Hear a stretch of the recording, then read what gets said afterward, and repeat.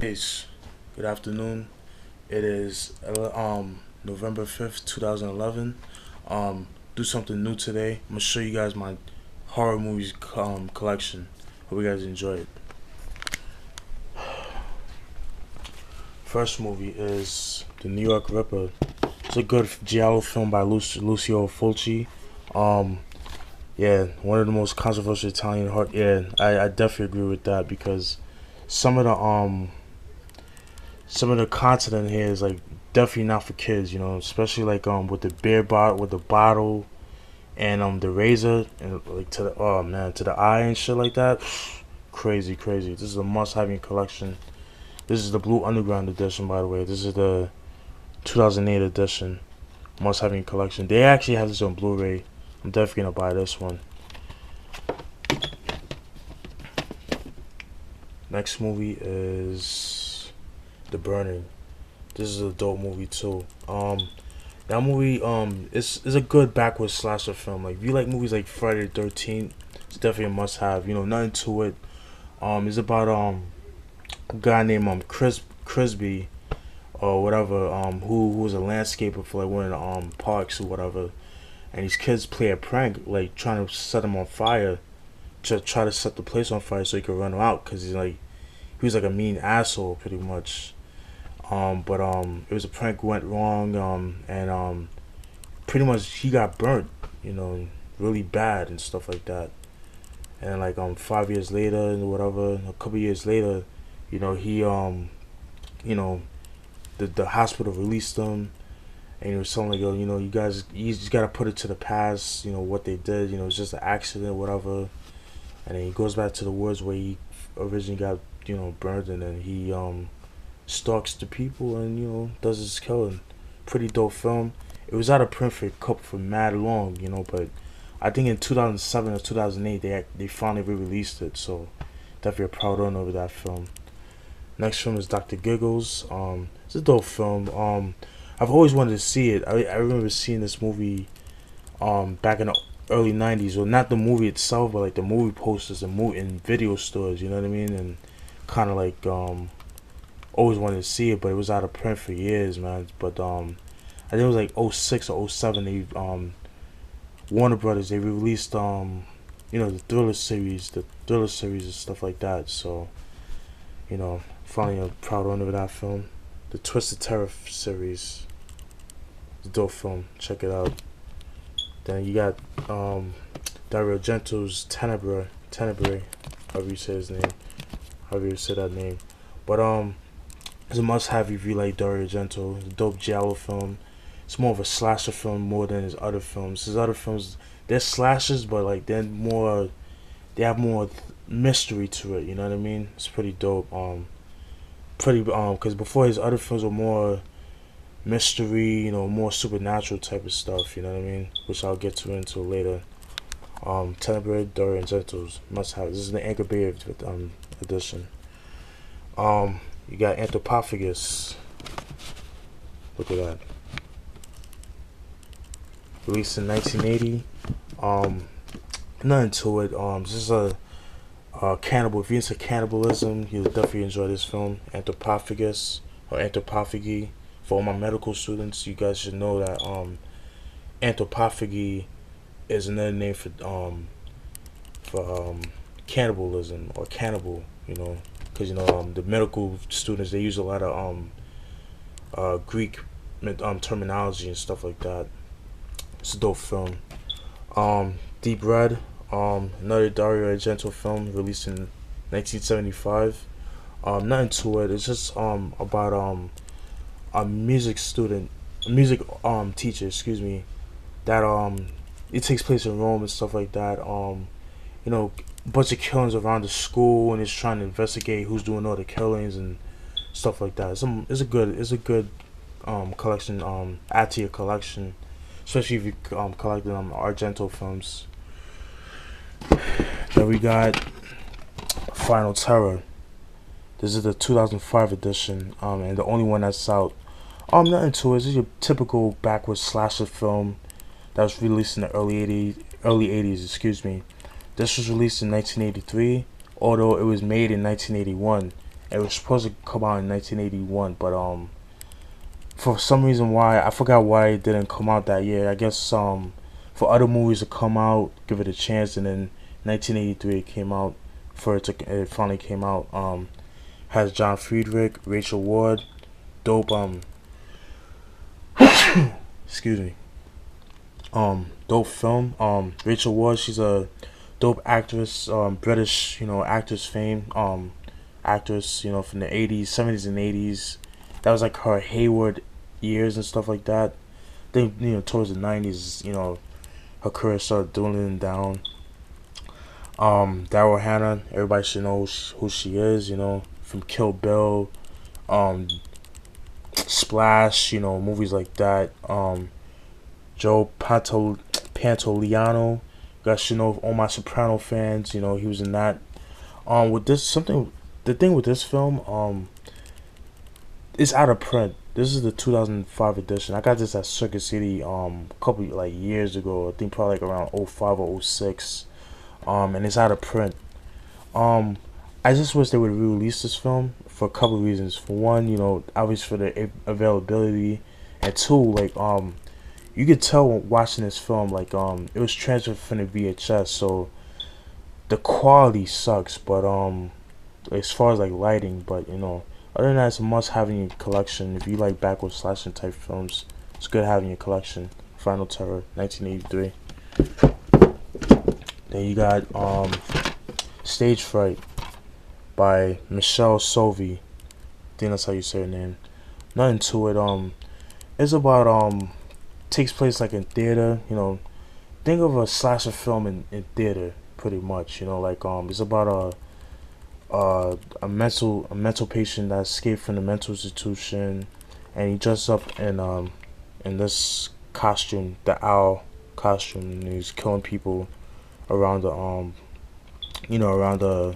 theater and stuff like that. And the typical mystery, who's a lot of students are missing and try to investigate what's happening to them, stuff like that. Must have in your collection. Stagefright. This was released in 1987, and this is the 2002 edition. Then you have House by the Cemetery. This is a bootleg, I'm assuming, because I never seen it like this. It was it was okay. The movie's good. It was released in 1981. Lucio Fulci. It's a good movie. It's about nothing to it. They move into a mansion, an old house or whatever, a haunted house, I guess you want to say. And then throughout the whole film they hear noises, and then and stuff like that, and they go down the basement, and then you see this guy right here, very creepy looking guy, a zombie type of dude, you know what I mean? Must have in your collection if you like slasher films. Great kills, by the way. And they have this out on Blu-ray, so I'm definitely gonna buy this. Then you got Maniac Cop. I already showed this in my VHS slasher collections I did a couple of days ago. This is a special edition. Again, this movie is a little hard to find. You might have to if you have a mom and pop store, they might have it. If not, she'll order it from them. I have all three of them, but I have all three of them on VHS. I'm trying to get the other two, but again, part 2 is even harder to find. You know what I mean? Because I checked the website where I go to, for the mom and pop store that I go to in West Palm Beach, and they didn't have it in their collection, but they did have the first one, and they had part 3. So I'll definitely be getting part 3. So this is Maniac Cop, definitely a dope slasher film. Bruce Campbell, you guys should know him from this was released in 1987, by the way. Bruce Campbell, you guys should know him from the Army Darkness fame, Evil Dead and stuff like that. Robert Shaw, this is his most notable film. And he was also on Cherry 2000, a nice sci-fi flick, very underrated too. And Tom Atkins, you guys should know him from Halloween 3, which I will get into in a little bit later. Halloween 3, and he was also in the first Lethal Weapon. It's a dope film. Must have in your collection. One of the few horror slasher films that that's actually in the city. You know, it's not in the backwoods. You know, like most films. And you got Macabre. I showed you this. I did a review on this a couple of days ago too. About the Bava film. Must have you if you're a fan of Dario Argento films and stuff like that. Definitely a student of Dario Argento. Definitely, people like to, you know, they like to consider him like the prodigy of Dario Argento, rightfully so. Definitely based on the film, the filming style and shit like that. You know what I mean? This is a dope film. Then you got Madman. This is the 2010 edition. This was released in 1982 or 1981. This was really released in 1981. You know, nothing to it. You know, typical backward slasher film. You know, about Madman Mars that killed his whole family and stuff like that, and like there's a campsite near his house and stuff like that. You know, like if you say his name, he'll come after you. That type of ordeal.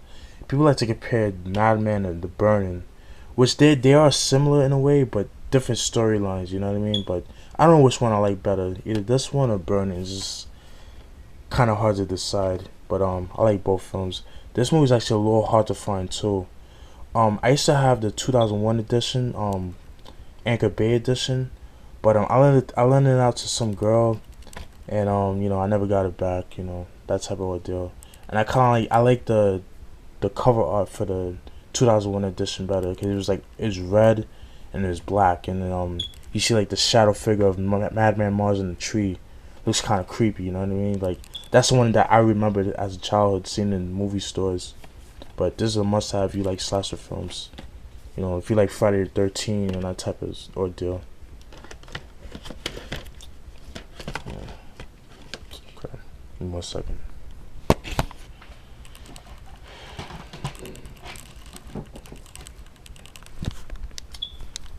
Then I got Slumber Party Massacre collection. It's a collection all three. Nothing to it. You guys should know about Slumber Party Massacre. Comes in all three. I've always wanted to see the first one. I've seen it. The first time I seen it was I think back in 2006. Where whatchamacallit, IFC, the IFC channel, they would like especially like around Halloween or like, you know, October, they would show like independent films, like slasher films from the 80s and stuff like that. And I remember Slumber Party Massacre coming on, and I was watching it, and then Madman came on after, so you know, it's pretty cool. For a while, this was out of print. It was they released it first on DVD back in 2002, but even that was very hard to come by. But this was released last year, I believe, 2010. And you know, they came out with it. They came out with it finally with a triple feature.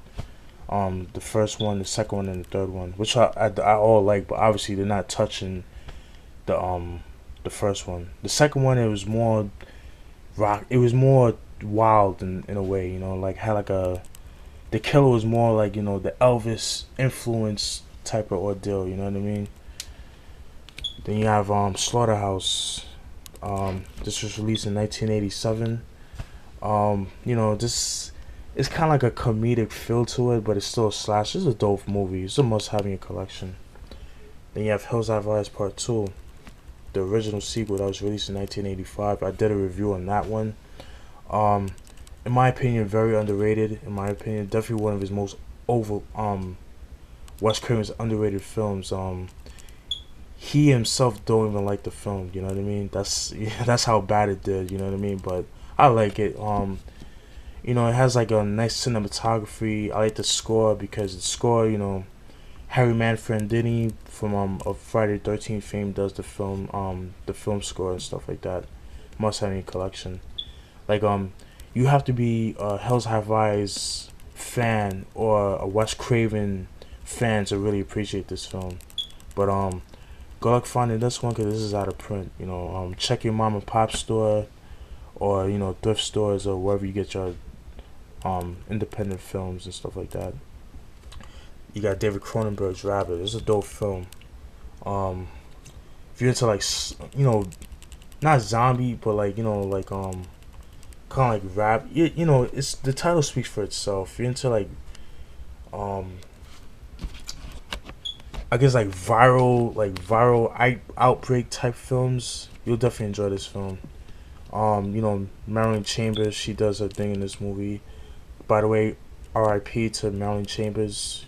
Yes, the porn star Marilyn Chambers. All right, I got this yesterday. The Children of the Corn collection, the 6-film set, which includes Children of the Corn 2, 3, 4, 5, 6, 7.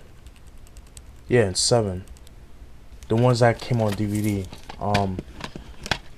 I've only seen the first 2. I didn't see part 3, part 4, so it'll be a treat for me. I used to have part 2, but I used to have it on VHS. But again, I lent it to some girl.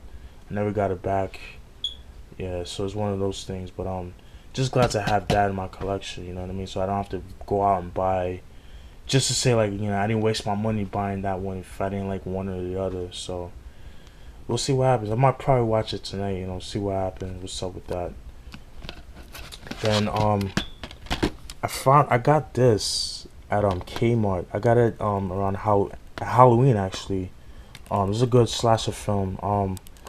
It's about is producers of from the producers of My Bloody Valentine. It's a good movie. It's about a group of kids, privileged kids, I should say, rich kids, if you whatever you want to call it.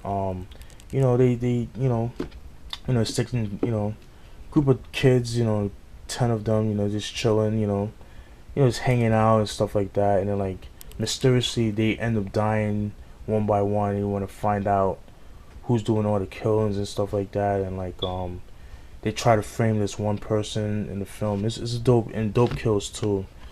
This is actually the correct version because the 2000 there was a 2004 edition that came out, but the score was remixed, so it had like had more of a disco feel to it from what I've read it up and reviews that I watched on YouTube.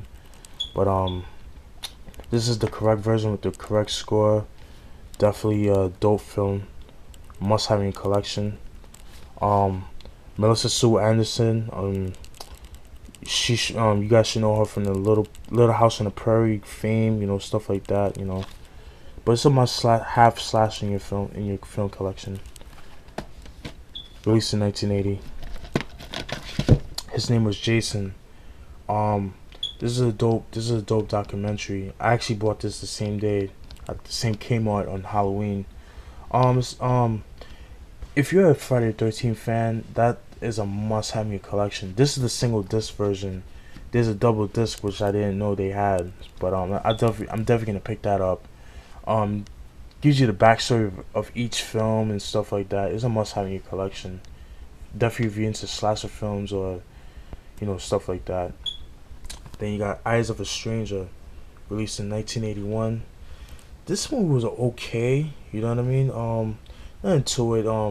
It's about a serial killer killing women and stuff like that, in the streets of Miami, South Beach, and it's a dope slasher film. It's okay. Again, one of those that if you're into slasher films, it's a must-have in your collection. Then I got this, The Bloody Schoolgirls triple feature. I got this a couple years ago. I bought it because of the movie Girls Night Out. Nothing to it. It's just a nice collection of early 80s slasher films. They're alright, but nothing too crazy. Give me just 1 second, guys.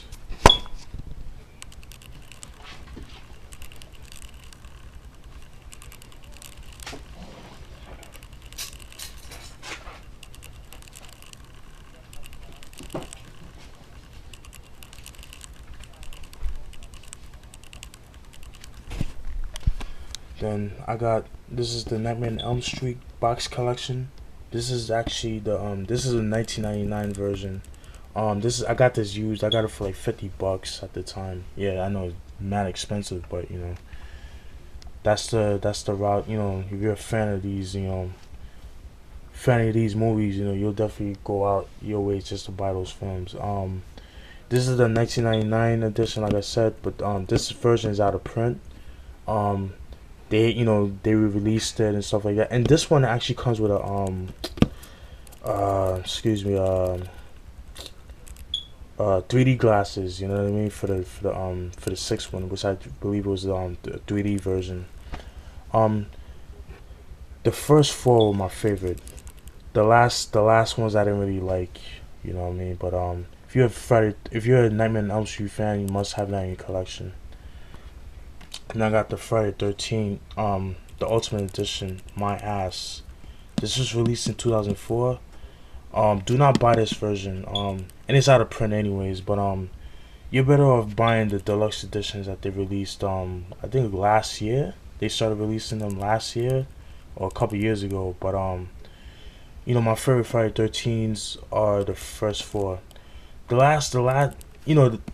first 8 were my favorites, but if I had to choose, the first 4 were definitely my favorite. Part 5 is definitely underrated. For obvious reasons, they know because that wasn't the real Jason that was played in Part 5 and stuff like that, So, but if you're a Friday 13 fan, I would just get the deluxe editions that they released one by one. You're better off, you know what I mean. They have more behind the scenes and stuff like that, you know what I mean. I just bought it because me being a fan, thinking that they're gonna have everything, but it really doesn't. It's just some of them like bare bones and shit like that. Kind of pisses me off.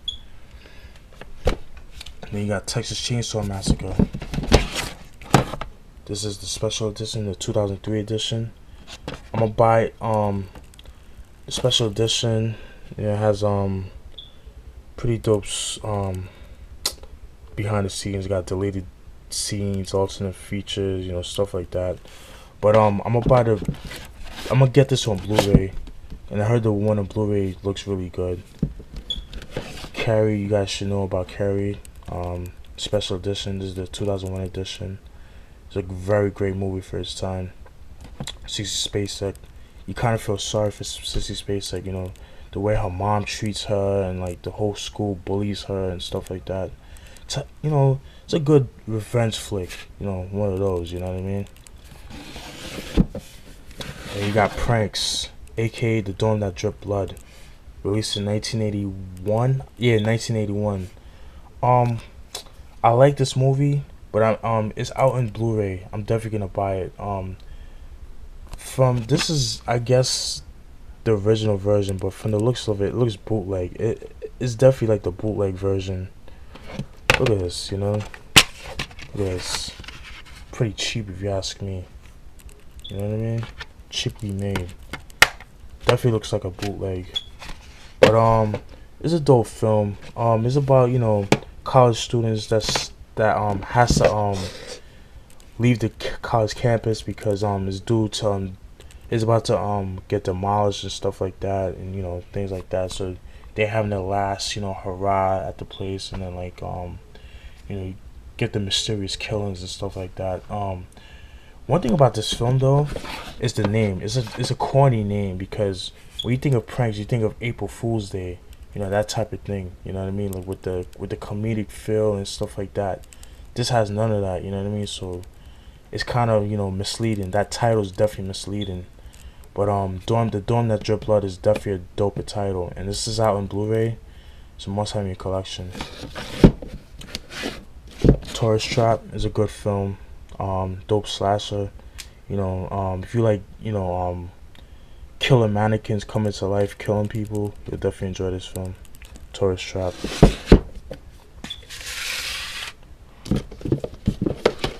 Blade in the Dark, second Lamberto Bava film. I reviewed this the other day. Dope film, must have in your collection. Toolbox Murders. It's a great film, great film. nothing to it. Pretty much, I guess the landlord or a handyman goes around he goes on a killing spree and stuff like that, killing women and stuff like that, and it was definitely rated a video nasty, stuff like that. Must have in your collection. I have a lot more. I'm gonna stop it right there, but stay tuned for more. This is part one of my horror movie collection. Excuse me. Hope you enjoyed that. Peace.